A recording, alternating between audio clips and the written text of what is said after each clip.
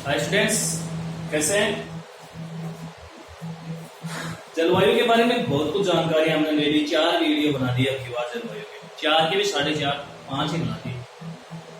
अब हम जानकारी लेंगे चक्रवात की, क्योंकि आप जानते हैं चक्रवात क्यों आते हैं, चक्रवात आने का कारण क्या है, क्यों इतनी तबाही मचाते हैं। ज्यादातर ये सितंबर अक्टूबर में आते हैं, लेकिन कभी कभी जल्दी भी आ जाते हैं। जैसे अभी थोड़े दिन पहले आया था, वो सितंबर अक्टूबर का महीना नहीं था, लेकिन अम्फान आया, निसर्ग आया। इनकी चर्चा मैं आपको पहले ही बता चुका। अच्छे से आप पढ़ रहे हो, कमेंट भी बहुत अच्छे अच्छे आ रहे हैं आपके। बस अपना ध्यान रखो, सुरक्षित रहो, घर पे रुको, बाहर जाओ तो मास्क लगा के जाओ, वापस आओ तो हाथ धो, किसी भी साबुन से, अल्कोहल से सैनिटाइज करो, ताकि हम सुरक्षित, हमारा परिवार सुरक्षित और हमारा क्षेत्र सुरक्षित रहेगा। अब चलते हैं हम पढ़ाई की तरफ। आज हम पढ़ेंगे चक्रवातों की उत्पत्ति और अंत, कैसे चक्रवात आते हैं। चक्रवात हमेशा अरब सागर में ही क्यों आता है, सॉरी बंगाल की खाड़ी में क्यों आता है। अरब सागर में इतने चक्रवात क्यों नहीं है, बंगाल की खाड़ी में ज्यादा चक्रवात आता है। कारण क्या है आप जानते हैं। ITCZ कहां बनता है, राजस्थान। लेकिन सितंबर अक्टूबर में 22 सितंबर को ITCZ कहां बन जाता है, 22 सितंबर को ITCZ बन जाता है। 22 और 23 सितंबर को विषुवत रेखा 0 डिग्री रेखा पर बन जाता है। ITCZ मतलब गर्म होता होता इधर से जाता है और वापस गर्म होता होता आता है। गर्मी का मौसम ज्यादातर कहां रहा, बंगाल की खाड़ी में। बंगाल की खाड़ी फुल गर्म हो जाती है सितंबर अक्टूबर में, बंगाल की खाड़ी फुल गर्म हो जाती है। एक मैंने आपको विश्व मानचित्र पढ़ाया था, ठंडी धारा और गर्म धारा के बारे में बताया था। ठंडी गर्म धाराएं हमेशा पूर्वी छोर, किसी भी महाद्वीप के पूर्वी छोर पर। आप अगर अमेरिका की बात करेंगे तो अमेरिका के फ्लोरिडा तट पर चक्रवात आता है। चीन की बात करेंगे तो चीन के भी बीजिंग और पूर्वी तट के ऊपर चक्रवात आता है। भारत की बात करेंगे तो भारत के भी पूर्वी तट पर ही चक्रवात आता है। क्यों आता है चक्रवात, क्योंकि आप जानते हैं जो क्षेत्र गर्म हो जाता है, ये क्षेत्र गर्म हो गया, गर्म हो गया मतलब पानी की सतह ऊपरी गर्म हो गई। अब ये सतह पूरी गर्म हो गई। अब इस सतह पर कौन सा वायुदाब बनेगा, शाबाश, निम्न वायुदाब। कौन सा वायुदाब बनेगा, निम्न वायुदाब बनेगा। निम्न वायुदाब को भरने के लिए आप जानते हैं प्रकृति में कोई स्थान खाली नहीं रह सकता, प्रकृति उसे भरने का प्रयास करती है। कोई गड्ढा है तो गड्ढे को ही भरने का, धीरे धीरे कई दिनों के बाद वो गड्ढा भर जाता है, बराबर हो जाता है। जहां पर निम्न हो जाता है वहां प्रकृति बराबर करना चाहती है, तो चारों तरफ से हवाएं आती हैं इसे भरने के लिए। इस स्थान को भरने के लिए चारों तरफ से हवाएं आएंगी। तो वायुदाब यहाँ पर रहेगा 920 मिलीबार।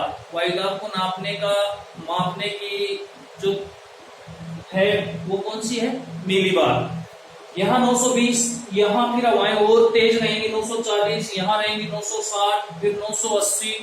जितनी दूर ये फैलेगा चक्रवात, उतनी ही दूर ये तेज हवाएं चलेंगी, बहुत तेज। यहां जो मैंने बनाया है इसे कहते हैं चक्रवात की आंख। क्या कहते हैं, चक्रवात की आंख कहते हैं। चक्रवात की आंख लगभग 20 से 25 किलोमीटर के मध्य होती है। हमारी आंख की तरह नहीं है छोटी सी, 20 से 25 किलोमीटर बड़ी आंख होती है चक्रवात की।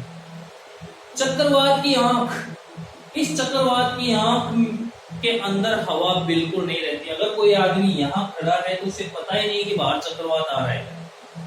क्यों, क्योंकि यहाँ बिल्कुल निम्न वायुदाब होता है, हवाएं इसके चारों तरफ चक्कर काटने लगती हैं। अब पानी में चक्कर काटेगी तो पानी को गोल गोल घुमाएंगी बहुत तेजी के साथ। पानी गोल गोल घूमेगा, पानी घूमेगा तो पानी को घूमने से वहां पर बहुत भयंकर ऐसी हालत हो जाएगी। देखो हवाएं इधर से आ रही, इधर से आ रही, ये चक्रवात की आंख है। पानी का पहनता तक नजर आ जाता है। महासागर जिनमें अथाह पानी है उसका पहनता तक नजर आ जाता है।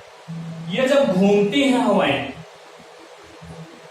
तो ये हवाएं मतलब पानी को गोल गोल घुमाती है और बहुत तेजी के साथ घुमाती हैं। ये चक्रवात एक जगह नहीं रुकते, ये बढ़ते जाते हैं। किधर जाते हैं? पश्चिम से पूर्व की ओर। बंगाल की खाड़ी के चक्रवात कहां जाते हैं? पश्चिम से पूर्व की ओर। अब आप कहेंगे सर पश्चिम से पूर्व की ओर क्यों जाते हैं? तो मैं आपको बता दूं, मैंने आपको ये बताया था पश्चिमी जेठ धारा ऊपर से पश्चिम से पूर्व की ओर आ रही थी। सॉरी, ये पूर्व से पश्चिम की ओर जाते हैं, पश्चिम से पूर्व की ओर आ रही थी पश्चिमी जेठ धारा। ऐसे ही यहाँ पूर्वी जेठ धारा चलती है, भारत के ऊपर चलती है। और जेठ धाराएं कहाँ चलती हैं? धरातल पे नहीं चलती। जेठ धाराएं हमेशा धरातल से ऊपर यानी क्षोभ मंडल की ऊपरी परत में चलती हैं। और वे जेठ धाराएं अपने मतलब नीचे के वायुदाब के ऊपर प्रेशर डालती है, जिसके कारण ये जो चक्रवात है इधर बढ़ते हैं। अब इधर बढ़ेंगे तो चक्रवात की आंख जो है उस क्षेत्र में आसमान बिल्कुल साफ रहता है, एक भी बादल नहीं होता है। लेकिन चक्रवात के दोनों दिशाओं में कपासी बादल होते हैं। 11वीं क्लास में अगर आपने पढ़ा हो तो कपासी बादल, बादलों के 4 प्रकार बताए थे। कपासी है, काले मेघ हैं, पक्षाभ मेघ हैं, ऐसे मैंने आपको पढ़ाए थे। कपासी मेघ बनते हैं। कपासी मेघ कौन से होते हैं? वर्षा करने वाले मेघ, क्योंकि जैसे जैसे हवा ऊपर जाएगी ठंडी होगी, फिर इसके बाद में हो जाएगा संघनन। संघनन हो जाएगा। उष्मा 2 प्रकार की होती है, गुप्त उष्मा। कौन सी उष्मा? गुप्त उष्मा। गुप्त उष्मा 2 प्रकार की होती है। एक वाष्पित उष्मा, अर्थात गर्म जल का ऊपर उठना वाष्पित उष्मा होती है। और एक वाष्पित ऊर्जा की बात कर रहे हैं हम, वाष्पित उष्मा की। वाष्पित उष्मा ये हम अगले वीडियो में नहीं, थोड़ी देर बाद में बात करेंगे वाष्पित उष्मा। अभी इतना समझ लीजिए कि यहाँ गर्म धाराएं हैं, ऊपर से तापमान गर्म है, जिसके कारण निम्न वायुदाब बनता है। और निम्न वायुदाब के कारण ये बहुत तेजी से मतलब यहाँ राउंड होते हैं, किसके? चक्रवात के। अब जैसे ये हवाएं ऊपर उठती हैं, क्योंकि निम्न वायुदाब के पास से ये हवाएं कहाँ उठ जाती है? ऊपर उठ जाती है। ऊपर उठती हैं तो यहाँ पर एक बल लगता है, एडियाबैटिक बल।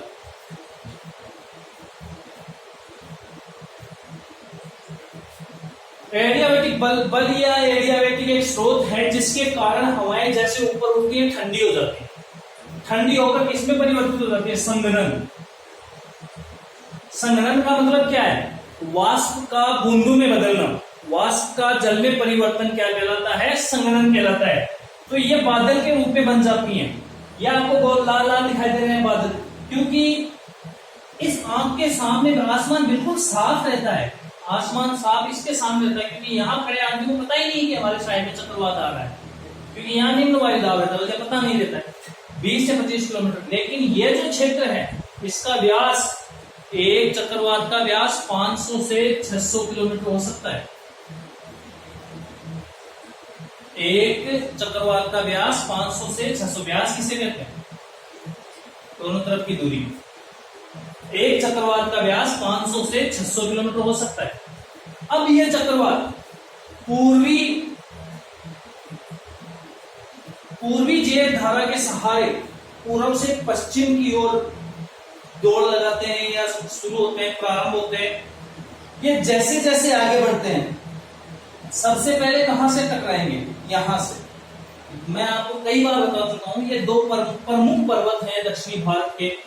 वैसे तो दक्षिणी भारत में और भी बहुत पर्वत हैं, सतपुड़ा है, विंध्याचल है, नीलगिरी की गांठ है, इलायची, कार्डमम पहाड़ियां हैं, उनकी चर्चा नहीं कर रहे हैं हम। प्रमुख पर्वत ये पूर्वी घाट पर्वत, ये पश्चिमी घाट पर्वत।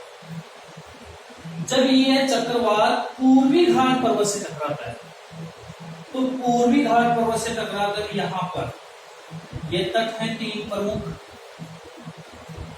इन तटों के ऊपर घनघोर वर्षा करता है। इन तटों के ऊपर मैं पहले बता चुका हूं, न तो अरब सागरीय मानसून यहाँ वर्षा कर पाता है, न बंगाल की खाड़ी की जो शाखा है वो वर्षा कर पाती है। यहाँ कौन वर्षा करता है? लौटता हुआ मानसून और उत्तरी पूर्वी मानसून दोनों टकराकर यहाँ वर्षा करते हैं। एक वर्षा कौन करता है? चक्रवात। चक्रवात जैसे जैसे आगे खिसकता है, ये आप जानते हैं इसके चारों तरफ जो हवाएं चल रही हैं, ये हवाएं आगे बढ़ती जाती हैं और इसके रास्ते में जो भी आते हैं पेड़ पौधे झाड़ झंकार इनको उखाड़ती हुई निकलती हैं, क्योंकि इनकी स्पीड 250 किलोमीटर प्रति घंटा से भी अधिक होती है, कई बार और भी अधिक हो जाती है, जिसके कारण ट्रेन सेल वगैरह आपने देखे होंगे, ट्रेन वगैरह उड़े हुए किसी टावर पर टंगे हुए अखबार में आती है रोज। तो इतनी स्पीड से ये चलती हैं, लेकिन इनके साथ ही साथ ये बादल वर्षा करते हैं। इन बादलों को कौन से बादल कहते हैं? कपासी। वर्षा करने वाले बादल कौन से होते हैं? कपासी बादल होते हैं। 11वीं क्लास में आपने पढ़ा होगा बादलों के प्रकार, काले बादल, कपासी बादल, काले मेघ, कपासी मेघ, पक्षाप मेघ, कई मेघों के बारे में मैंने आपको बताया। ये धीरे धीरे जैसे जैसे आगे खिसकती है पूर्वी घाट से, अब पूर्वी घाट के इधर ये वर्षा नहीं कर पाती है, क्योंकि पर्वत से टकराने के बाद ये हवाएं यहीं पर वर्षा कर देती हैं। क्यों कर देती हैं उसकी चर्चा हम थोड़ी देर बाद में करेंगे। अब ये चक्रवात धीरे धीरे यहाँ पूर्वी घाट पर्वत समाप्त हो जाता है, ये पहुंचते हैं उत्तरी भारत में, उत्तरी मैदान में, और कानपुर तक क्या करते हैं? वर्षा करते हैं, घनघोर वर्षा करते हैं। यहाँ पर फसल की कटाई हो जाती है सितंबर अक्टूबर में, फसल का नुकसान भी बहुत करते हैं, क्योंकि वर्षा तो करते ही हैं, साथ ही साथ अपने साथ बहुत तेज तरह से हवा लेकर आते हैं। आपने देखा होगा कि जैसे सितंबर अक्टूबर में हमारे माताजी वगैरह के जागरने वगैरह ज्यादा होते हैं, तो उस समय पांडाल लगाए होते हैं, चांदनी वगैरह लगाई हुई होती है, तो वो एक तरफ नहीं झुकती है, जब हवा आती है तो वो दोनों तरफ झूलने लगती है। कारण क्या है?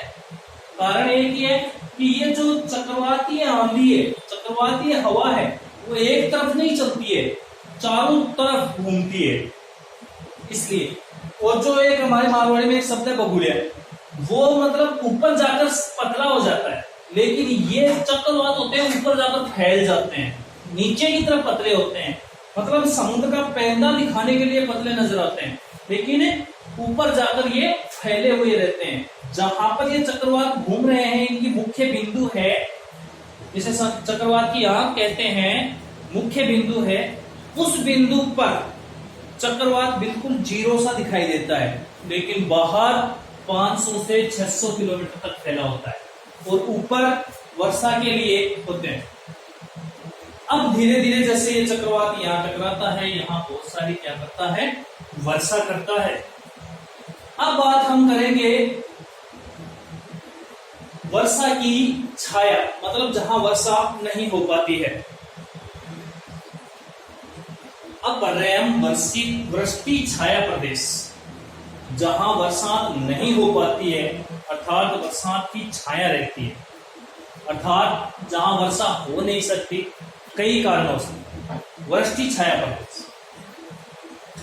यह है पश्चिमी घाट पर्वत, अरब सागरीय शाखा आकर इससे टकराकर यहाँ पश्चिमी तट पर तो बहुत वर्षा करती है, लेकिन इसके आगे ये जो प्रदेश है, ना तो इसमें चक्रवात वर्षा कर पाते हैं, ना इसमें अरब सागरीय, ना बंगाल की खाड़ी, ना ही ऊपर से जो पश्चिमी विक्षोभ आ रहा है वो कर पाता है, ना ही लौटता हुआ मानसून यहाँ वर्षा कर पाता है। ये है वृष्टि छाया प्रदेश। बात करोगे सर अरब सागरीय मानसून आ रहा है इधर, तो ये वर्षा क्यों नहीं कर पाता? तो देखो, ये अरब सागरीय मानसून इधर से आ, ठीक है, और ये पश्चिमी घाट पर्वत, ये पश्चिमी घाट पर्वत का ढलान, ये पश्चिमी घाट पर्वत की चढ़ाई और ये पश्चिमी घाट पर्वत का ढलान। इधर से ये अपने साथ वर्षा लेकर आ रहा है, मानसून आ रहा है। कौन सा? दक्षिणी पश्चिमी मानसून, जिसको हम कह सकते हैं, या अरब सागरीय महासागरीय, अरब सागरीय मानसून। अब ये जैसे जैसे पर्वत के सहारे सहारे ऊपर चढ़ेगा, एडियाबैटिक नियम द्वारा हवाएं जैसे जैसे ऊपर चढ़ती जाती हैं, उनमें सापेक्षिक आर्द्रता बढ़ती जाती है।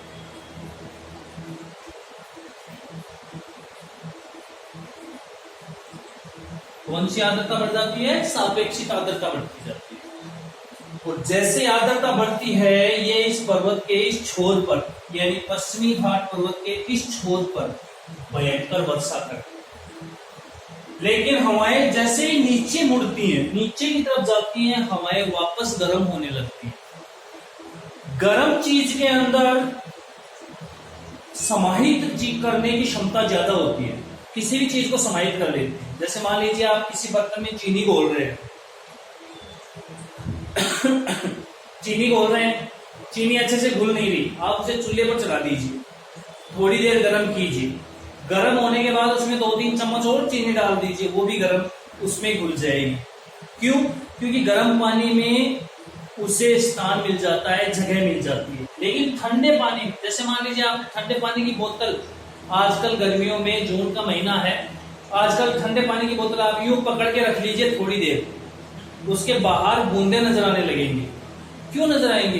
क्योंकि ठंडी चीज के अंदर, ठंडी जो हवा है, जो मानसूनी हवा है, उसके अंदर समाहित होने के लिए कुछ नहीं है। उसमें जो मानसून है वो समा नहीं सकता, इसलिए वो छोड़ देती है। बोतल के बाहर भी पानी इसलिए छोड़ दिया जाता है। ये हवाएं जो ऊपर की तरफ बढ़ रही हैं, जैसे जैसे ऊपर जाती हैं, यह पानी को छोड़ती रहती है। तो इसलिए पश्चिमी घाट पर्वत के इधर तो क्या होती है? वर्षा होती है। लेकिन इधर क्या होता है? सूखा होता है, इधर वर्षा नहीं हो पाती है। इस प्रदेश को क्या कहा जाता है? वृष्टि छाया क्षेत्र या वृष्टि छाया प्रदेश कहा जाता है। आप अखबार पढ़ते हो, अगर पढ़ते हो तो पता होगा कि विदर्भ एक ऐसा स्थान है जहां के किसान आत्महत्या के लिए प्रसिद्ध हैं। क्यों है? कारण मैं बता देता हूं। क्योंकि विदर्भ पड़ता है वृष्टि छाया क्षेत्र में। ये बेचारे किसान अपने खेत के लिए अनेक प्रकार का लोन वगैरह ले लेते हैं, बीज के लिए, उर्वरक के लिए लोन ले लेते हैं, सोचते हैं कि वर्षा होगी, अब की बार नहीं तो अब की बार होगी, अब की बार नहीं तो अब की बार होगी, लेकिन यहाँ वर्षा नहीं हो पाती है। इसलिए अंतिम उपाय इनके पास क्या बचता है? आत्महत्या का उपाय बचता है। लेकिन भारत सरकार द्वारा बहुत सारे ऐसे इनको फायदे भी दिए जाते हैं मजबूरी में, कि ताकि किसान आत्महत्या नहीं करें। यहाँ क्या कारण है? कर्नाटक क्षेत्र है, तमिलनाडु का ये क्षेत्र है, महाराष्ट्र का ये प्रदेश है, इन प्रदेशों में वर्षा नहीं हो पाती। आपने देखा होगा लोग यहाँ से मुंबई भी जाते हैं और पुणे भी जाते हैं। यहाँ मुंबई पड़ता है, यहाँ पुणे पड़ता है। मुंबई और पुणे को जोड़ने वाला राष्ट्रीय राजमार्ग संख्या कितना है? 4। राष्ट्रीय राजमार्ग संख्या मुंबई को पुणे से जोड़ने वाला 4 है। लेकिन पुणे में और मुंबई में सारी चीजें समान है, बस एक चीज का अंतर है। पुणे बिल्कुल सूखा क्षेत्र है, यहाँ वर्षा नहीं होती, और मुंबई ऐसा क्षेत्र है जहां दिन में 2 बार या 5 बार वर्षा हो जाती है, वर्षा होती रहती है। क्यों? क्योंकि मुंबई बिल्कुल पश्चिमी तट से लगी हुई लगा हुआ शहर है या लगा हुआ नगर है, इसलिए यहाँ वर्षा बहुत अधिक होती है। और पुणे जो इसके बिल्कुल पास में है, ज्यादा दूरी नहीं है, 200 किलोमीटर के लगभग इसकी दूरी है, यहाँ बिल्कुल वर्षा नहीं होती है। कारण क्या है? पुणे है वो वृष्टि छाया प्रदेश के अंतर्गत आता है, वृष्टि छाया प्रदेश के अंतर्गत आता है। अब आप कहोगे सर ऊपर जाने से ऐसे क्या हो जाता है? ऊपर जैसे जैसे बढ़ते जाते हैं तापमान कम होता जाता है, हवाएं आर्द्र होती जाती हैं। मैं थोड़े दिन पहले या कल वाले वीडियो में बताया था कि बंगाल की खाड़ी की एक शाखा पहुंच जाती है असम में। असम 3 तरफ से किससे घुरा हुआ है? पहाड़ों से। इधर है हिमालय, इधर है शिलोंग पठार, इधर है हिमालय। तो हवाएं अपने साथ यहाँ एक जगह रुक तो सकती नहीं, ऊपर उठती है। ऊपर उठती है तो अपने अंदर क्या ले लेती है? आर्द्रता ले लेती है, और ब्रह्मपुत्र घाटी में अच्छी बारिश करती है। अब मेरा आज का आपसे क्वेश्चन है, आप बताइए